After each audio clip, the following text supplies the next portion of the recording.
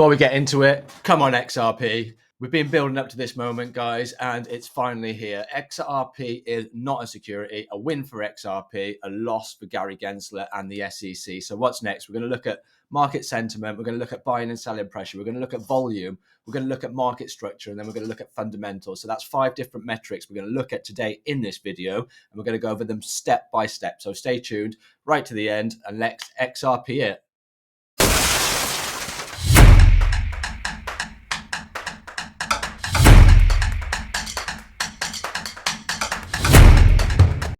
So, like I say, 5 different metrics, and this is the first metrics. It is market sentiment. So how can we measure market sentiment, the fear and greed index? Are people fearful? Are people greedy? And see, we're sitting at 57, so we're entering into greed. And this is the chart down here. This is where we hit extreme greed, was the May or April 2021. So that was at the midst of the bull market. We did come back and we did test the new highs. However, the fear and greed was not there at the time. The market sentiment wasn't there, and that indicated that the bull market in 2021 was weakening for XRP. So this is the other thing that I wanted to show you guys. It is important. It does form part and parcel of our analysis, and it's the Bitcoin dominance. What is it that we need for XRP and the other altcoins to rally? Because Bitcoin dominance is still in an uptrend. It's still making that series of higher lows, still making the series of higher highs. What we need is a breakdown from this.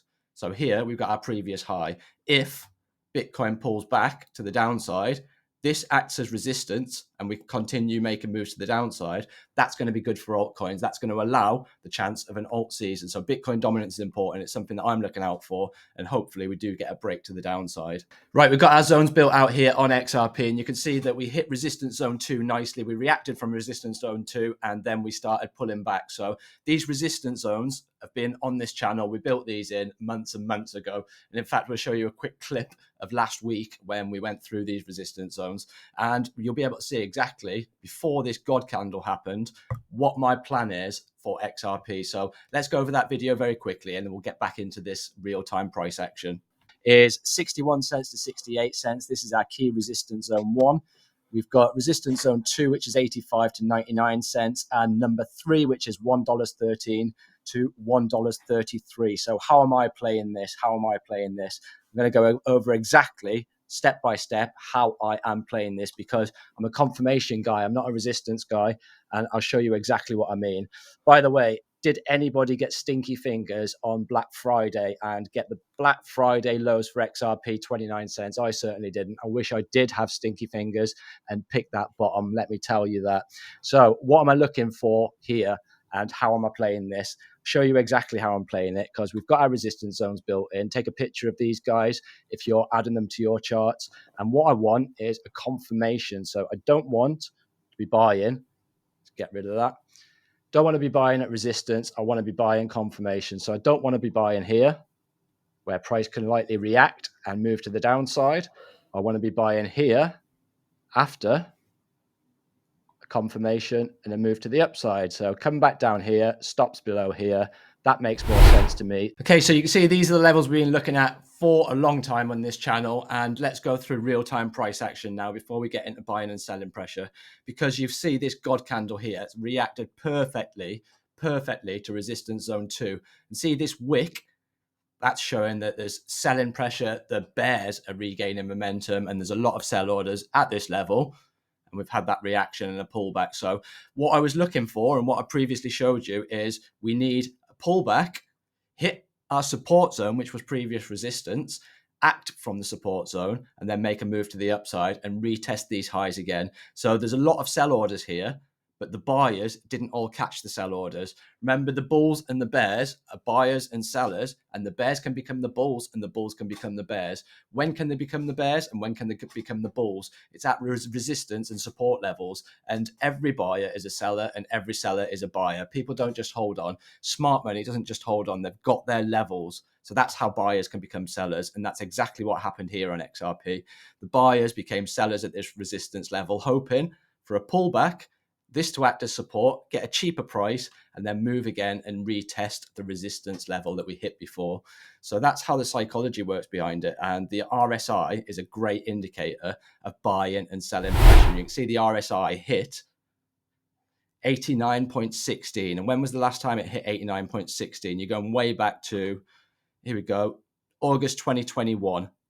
So right in the middle of the bull run, August 2021. And then we had April 2021, where we had similar market sentiment around 87. So it is overbought. XRP at the moment is overbought. You can see the RSI has come back. It's tested the upper band here. And this at the moment is acting as support. And this is the daily chart. So it's acting as support. What we want is a little bit of a reset on the RSI as price action pulls back into this zone. We want a reaction from this zone. We want the RSI to come back, stay within the top band, showing bullish sentiment, and then we can go and regain and move to the upside. This is the key area that we're looking at. This is the key area that we want. So if price action pulls back down, then we can look to take entries at this level, tight stops below. That allows for good risk management. Move to the upside. Let's see how much a move to the upside would be from here. Just to test previous highs, tight stops, 2.7 risk to reward. If you took it where it is now,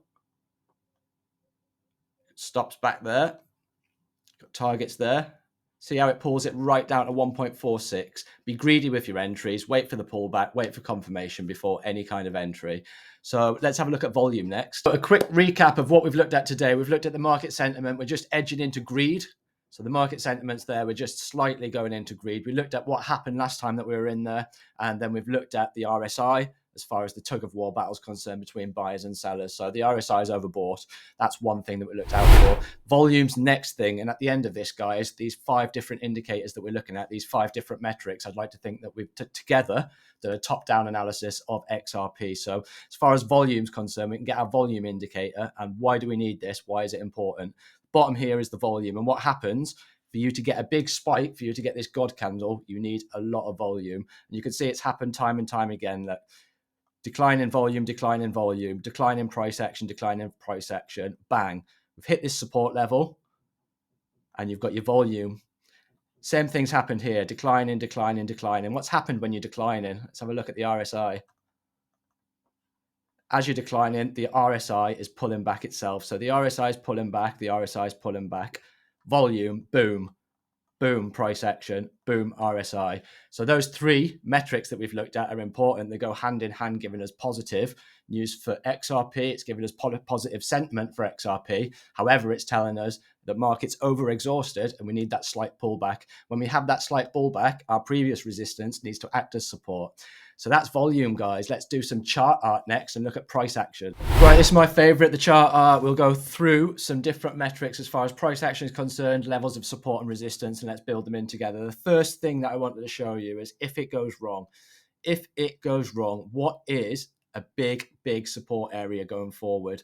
If we lost these levels, and what I'm going to do is I'm going to add in a fixed range volume profile. So what this does, guys, is it tells you where the most traded volume has occurred during the period of time that you add to the chart. So we're starting off just prior to the bull run. We're starting off in March 2021 and we're ending where price action is now. And what you're going to get is the area of most traded volume. And on the left-hand side, you can see the volume here. We've got a little bit of volume here that we've just contended with. This is the main area. So what we're going to do is we're going to draw in this level. This level is sitting at 40 cents. So we've got our 40 cent level and we know that if it goes wrong, that 40 cents should hold us strong support. Let's build that in now. So strong support. Let's add this in now to the charts. Strong support area. Right. Do that. And that's sitting at the 40 cent level. So if it goes wrong, the 40 cent level, let's zoom in now and have a look at more recent price action. What I'm going to do is I'm going to put it on a different time frame. We're on the daily at the moment. We'll go down to the 6 hour. So we've got the 6 hour and we can get more recent bias now. So we're forming a bit of a pennant. So forming a bull pennant. We've broke through our resistance level. And what price action is probably going to do now is something that looks like this. We need a breakout. So we're looking for a breakout. And we can look for a breakout here. So as price action does this, we can analyze this triangle. If price action does something like this, that's good because what it does is it gives the RSI time to reset. If we add the RSI on there again,